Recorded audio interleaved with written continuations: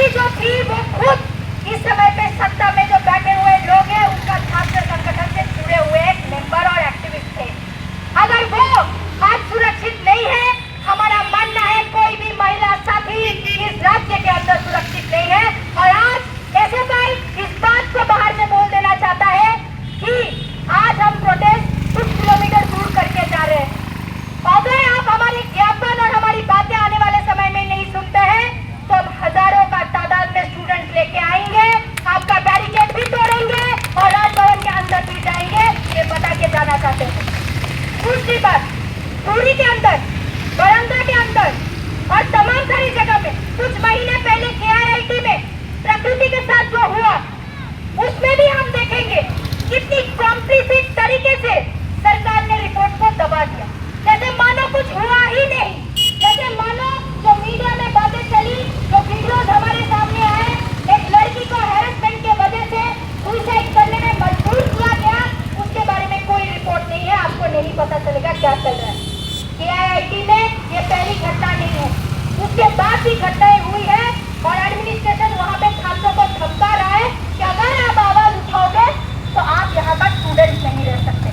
हमें एकत्रित होके ऐसे सरकार को, ऐसे प्रशासन को बताने की जरूरत है कि कानून आपका बनाया हुआ कानून नहीं है। इस देश के अंदर, इस राज्य के अंदर कानून संवैधानिक कानून है और वो सबके लिए बराबर है। अगर कानून इसलिए है कि आप पुलिस को देके प्रोटेस्ट रोक सकते हो तो कानून इसलिए भी है कि हम अपना प्रोटेस्ट, हम अपना हक का बात सामने से कर सकते हैं। उड़ीसा के अंदर एजुकेशन की स्थिति और इंस्टीट्यूशन की स्थिति आज के समय पे क्या है? 2014 में भाजपा का सरकार आने के बाद से जिस तरीके से नई शिक्षा नीति को लागू किया जा रहा है, और नई शिक्षा नीति के विरोधिता एसएफआई क्यों कर रहा है? क्योंकि नई शिक्षा नीति के थ्रू बार बार बोला जा रहा है कि निजीकरण करना पड़ेगा, प्राइवेटाइजेशन करना पड़ेगा। इस बीच में मुझे छात्रों से पता चल रहा था, स्टूडेंट से पता चल रहा था, यहाँ पे स्कूल स्टूडेंट्स भी मौजूद है, 7,000 से ज्यादा अधिक स्कूल, गवर्नमेंट स्कूल को बंद कर दिया गया है, मर्जर कर दिया गया है उड़ीसा के अंदर। अब आप बताइए, जो चीफ मिनिस्टर है, मुख्यमंत्री है, गवर्नर है, उनके बच्चे जाते हैं इन गवर्नमेंट स्कूल में? अगर जाते तो उनको पता होता, जो वर्किंग क्लास है, जो मजदूर है, जो किसान है, जो मेहनत कर चलता है, उनके बच्चे जब इन पब्लिक स्कूल में जाते हैं, गवर्नमेंट स्कूल में जाते हैं, एक आशा देखते हैं कि पढ़ लिख के तो जिंदगी में बनेंगे, तो इनके जो सपने हैं इनमें पानी फेरने का काम कर रही है सरकार। हम देखते हैं एक के बाद एक स्कॉलरशिप ट्राइबल स्टूडेंट्स के लिए, दलित स्टूडेंट्स के लिए, आदिवासी स्टूडेंट्स के लिए, ओबीसी स्टूडेंट्स के लिए, माइनॉरिटी स्टूडेंट्स के लिए, महिला स्टूडेंट्स के लिए बंद किया जा रहा है। आप सभी को पता है कुछ साल पहले एक सिंगल गर्ल चाइल्ड स्कॉलरशिप हुआ करता था, उसको आज के समय में सरकार ने बंद कर दिया है। बीजेपी के भाजपा की सरकार ने क्यों बंद कर रहे हैं? क्योंकि ये बंद कर रहे हैं कि आने वाले समय में आप पढ़ने लिखने का सपना नहीं, पढ़ने लिखने का सपना कौन देखेगा? जिनके पॉकेट में पैसा होगा, जो प्राइवेट स्कूल जा पाएगा, जो प्राइवेट हायर एजुकेशन अफोर्ड कर पाएगा, जो लाख लाख रुपए देके इंजीनियरिंग, मेडिकल या और प्रोफेशनल कोर्सेज कर पाएंगे। हम जब यहाँ पे एकत्रित हुए हैं, हम सरकार को बता देना चाहते हैं कि एसएफआई का हर एक साथी हर दिन ये लड़ाई लड़ेगा कि हमारे आस-पास ब्लॉक में जितने भी गवर्नमेंट स्कूल हो उसका मर्जर होने हम ना दें। हम तब तक लड़ते रहेंगे जब तक और स्कॉलरशिप हमारे इंस्टीट्यूशन में नहीं दिया जा रहा है, जब तक बजट इंस्टीट्यूशन में, एजुकेशनल इंस्टीट्यूशन में बढ़ाया नहीं जा रहा है। सरकार को सोचने की जरूरत है, आज के समय में कॉलेजेस में, इंस्टीट्यूशन से इलेक्शन क्यों नहीं हो? 8 साल हो गया है उड़ीसा के अंदर चुनाव को बंद करके रख दिया गया है। मुझे आज ही कुछ साथी से पता चला कि अभी का जो सरकार है वो कोर्ट में पिटीशन दे रहा है कि चुनाव तो होना चाहिए, लेकिन सिर्फ ये बात कोर्ट में जाके बोलने से नहीं होगा बचने के लिए कि चुनाव होना चाहिए। हम यही से बोलना चाहते हैं कि सिर्फ चुनाव होना चाहिए बोलना सफिशिएंट नहीं है, आपको चुनाव का डेट डिक्लेयर करना पड़ेगा। एसएफआई का आपके लिए चैलेंज है और अगले बार जब हम आएंगे वो चुनाव का डेट और चुनाव का तारीख लेते हुए जाएंगे। हम सरकार को सिर्फ टाइम देना चाहते हैं कि आप डिसाइड कर लीजिए कितना जल्दी आप चुनाव का तारीख डिक्लेयर करते हैं, क्योंकि हम लोग रुकने वाले में नहीं, क्योंकि चुनाव नहीं हो रहा है। ये करप्शन का अड्डा हमारा एजुकेशनल इंस्टीट्यूशन बन गया है।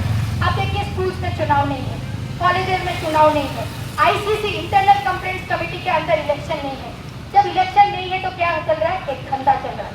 धंधा क्यों चल रहा है? क्योंकि स्टूडेंट यूनियन नहीं रहेगा तो स्टूडेंट का रिप्रेजेंटेशन नहीं रहेगा, स्टूडेंट का रिप्रेजेंटेशन नहीं रहेगा तो स्टूडेंट के हक के में बोलने के लिए लोग नहीं रहेंगे कॉलेजेस के अंदर। और अगर स्टूडेंट का हक नहीं बोला जाएगा तो कौन मुनाफा खाएगा? प्रशासन खाएगा और सरकार खाएगा, और एक के बाद न्यूज को प्राइवेट प्लेयर्स के हाथ में कर दिया जा रहा है। साथियों, ये ऐसा एक दौर से हम लोग गुजर रहे हैं जब शिक्षा व्यवस्था को पूरा तोड़ मरोड़ के रख दिया जा रहा है।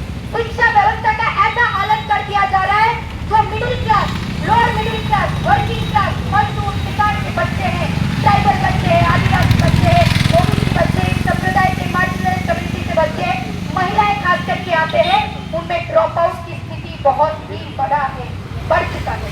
कोविड के बाद खास करके हम लोग देख पाए जिस तरीके से डिजिटल डिवाइड है, हम सबके पास घर में 10-10 फोन नहीं है, हम सबके पास इतना पैसा नहीं है कि हम डेटा पे डेटा भरा के अपने घर के अंदर पढ़ाई कर पाए।